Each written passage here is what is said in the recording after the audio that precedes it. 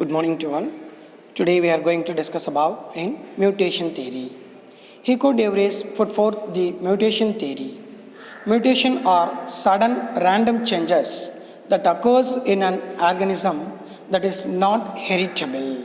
ஓகேங்களா? ஸோ அதாவது இப்போ ப்ரீவியஸாக வந்து பார்த்திங்கன்னா தியரி ஆஃப் பயோஜெனிசிஸில் நம்ம வந்து டார்வின் தியரி அண்ட் லமார்க்ஸ் தியரி பார்த்துருக்கோம்.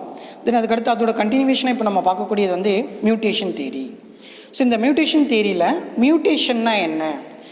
Sudden random change that occurs in an organism that's not heritable. ஓகேங்களா? ஸோ அதாவது சடனாக இமீடியட்டாக ஒரு ஆர்கனிசத்தோட ஜெனட்டிக் மெட்டீரியலில் ஏற்படக்கூடிய சேஞ்சஸ் தான் மியூட்டேஷன் அப்படின்னு சொல்லுவோம்.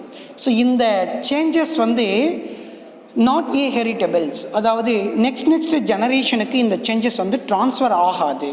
ஸோ அந்த மாதிரி இருக்கிறது தான் நம்ம வந்து நாட் ஏ ஹெரிட்டபிள் அப்படின்னு சொல்கிறோம். So de Vries carried out his experiments in the evening primrose plant Oenothera lamarckiana, so and observed the variations in them due to the mutation. So இந்த ஈகோ de Vries வந்து என்ன பண்ணுறாரு அப்படின்னா Oenothera lamarckiana அப்படின்னக்கூடிய evening Primrose பிளான்ஸில் வந்து ஒரு experiment செஞ்சு இந்த மியூட்டேஷன்ஸை வந்து இவர் எக்ஸ்பிளைன் பண்ணுறார், mutation theory. So according to de Vries, sudden and large variations were responsible for the origin of new species. ஓகேவா? ஸோ அதாவது இந்த வேரியேஷன்ன்றது வந்து நமக்கு எதுக்கு ரெஸ்பான்சிபிளாக இருக்குது அப்படின்னா formation of the new species. ஓகேவா? இப்போ பேரண்டல் ட்ரைட்லேருந்து ஃபார்ம் ஆகக்கூடிய ப்ராஜனி வந்து வேரி ஆகுது ஆர் சேஞ்ச் ஆகுது அப்படின்னா ஸோ அந்த சேஞ்சஸ் நமக்கு ஒரு நியூ ஸ்பீஷீஸை வந்து ஃபார்ம் பண்ணுது. Whereas Lamarck and Darwin's believed in a gradual accumulation of all variations as the causative factors in the origin of new species. But Lamarck's and Darwinoட concept படி அவங்க என்ன சொல்கிறாங்க அப்படின்னா இந்த வேரியேஷன்ன்றது ஆர் நியூ ஸ்பெஷியேஷன் வந்து நமக்கு எப்படி ஃபார்ம் ஆகுது அப்படின்னா ஸோ இந்த கிராஜுவல் சேஞ்சஸ், ஸோ கொஞ்சம் கொஞ்சமாக ஒவ்வொரு ஜென்ரேஷன்லையும் வந்து நமக்கு என்ன ஆகுது அப்படின்னா ஒரு மைன்யூட் வேரியேஷன்ஸ் வந்து ஃபார்ம் ஆகுது இல்லைங்களா? அந்த வேரியேஷன்ஸ் எல்லாமே வந்து அக்குமுலேட் ஆகிட்டு ஒன்றா சேர்ந்து நமக்கு ஃபார்ம் ஆகக்கூடியது தான் ஒரு நியூ ஸ்பீஷீஸ் அப்படின்னு சொல்கிறாங்க. ஆனால் de Vriesோட கான்செப்ட்ஸ் படி இந்த சடனாக இமீடியட்டாக ஏற்படக்கூடிய சேஞ்சஸால் ஃபார்ம் ஆகக்கூடியது ஒரு நியூ ஸ்பீஷீஸ் அப்படின்னு சொல்கிறாரு.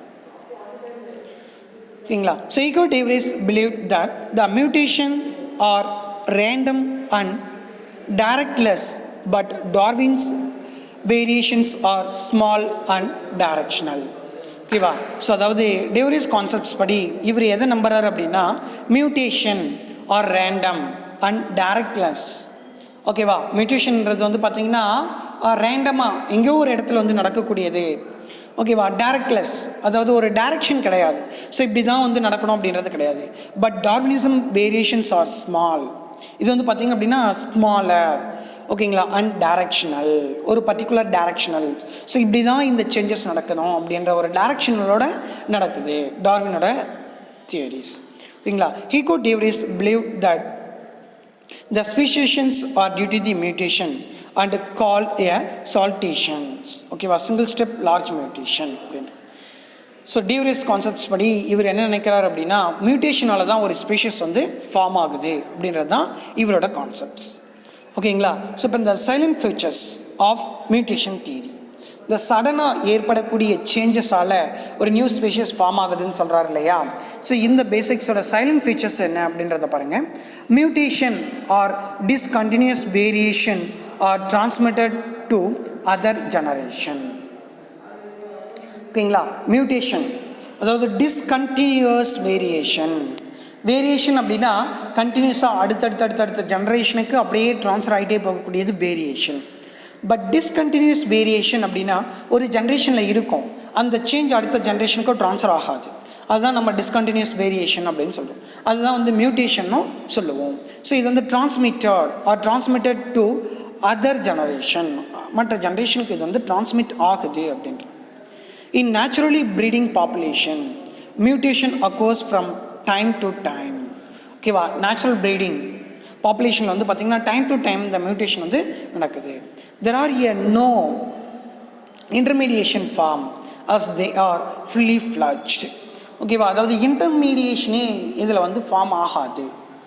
ஓகேங்களா. இன்டர்மீடியேஷனே இதில் வந்து ஃபார்ம் ஆகாது. ஸோ இப்போ ஒரு ஜென்ரேஷன் இருக்குது, அந்த ஜென்ரேஷன் ஒரு நார்மல் கண்டிஷனில் இருக்கும், அடுத்த ஜென்ரேஷன் வந்து பார்த்திங்க அப்படின்னா மியூட்டண்ட்டாக இருக்கும். ஓகேவா. இப்போ ஃபார்ம் ஆகிருக்கக்கூடிய இந்த மியூட்டன்ட் வந்து differ from the parent. So totally differ from the parent. ஓகேவா. பேரண்ட்லேருந்து டோட்டலாக டிஃபர் ஆகிருக்கும். ஆனால் இங்கே ஃபார்ம் ஆன இந்த டிஃப்ரெண்ட்டுக்கும் வேரியேஷனுக்கும் அதுக்கு முன்னாடி இருக்க ஆன்செஸ்டர் பேரண்ட்டுக்கும் இடையில் எந்த ஒரு இன்டர்மீடியேஷனுமே இருக்காது. ஓகேங்களா. எந்த ஒரு இன்டர்மீடியேஷனுமே இருக்காது. பட் எவல்யூஷன் அப்படின்னா கிராஜுவல் டெவலப்மெண்ட். ஓகேவா. கொஞ்சம் கொஞ்சமாக சேஞ்சஸ் நடக்கும். ஃபைனலாக இதெல்லாம் சேர்ந்து ஒரு ஃபுல் சேஞ்சஸ் வேரியேஷன் கிடைக்குது, அதுதான் நியூ ஸ்பீஷீஸ்ன்றோம். ஆனால் மியூட்டேஷன் தியரி படி இந்த கிராஜுவல் சேஞ்சஸ் கிடையாது, இன்டர்மீடியேஷனே இல்லாமல். ஓகேவா. சடனாக ஒரு சேஞ்சஸ் ஏற்படும். அதை தான் வந்து நம்ம மியூட்டேஷன் தியரியோட சைலண்ட் ஃபீச்சராக பார்க்குறோம். Next, they are strictly subjected to a natural selection. ஓகேவா. ஸோ இது வந்து என்ன பண்ணுது அப்படின்னா ஸ்ட்ரிக்ட்லி சப்ஜெக்டட் நேச்சுரல் செலெக்ஷன்ஸ், அதாவது நேச்சர் வந்து இதை செலக்ட் பண்ணுது அப்படின்றாங்க இல்லையா. டார்வின் கான்செப்ட்ஸ் படி வந்து பார்த்திங்கன்னா நேச்சுரல் செலெக்ஷன்ஸ், நேச்சர் வந்து சூஸ் பண்ணும் அப்படின்றது இது வந்து ஸ்ட்ரிக்ட்லி சப்ஜெக்டட்ஸ்.